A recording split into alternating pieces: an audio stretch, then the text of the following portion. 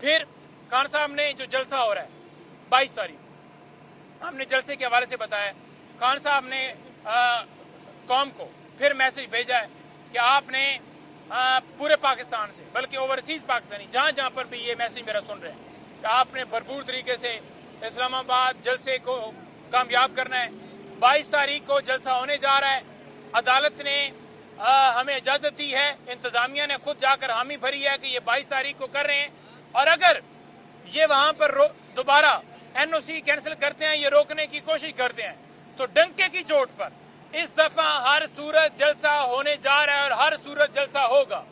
किसी सूरत ये ना ये जलसा कैंसिल अगर करते हैं तो हमें रोक सकते हैं,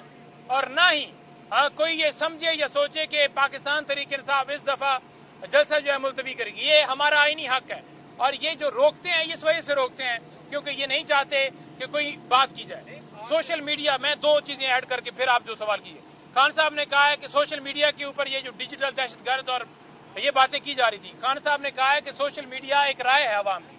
अवाम की राय है, और लोग जो हैं वहां पर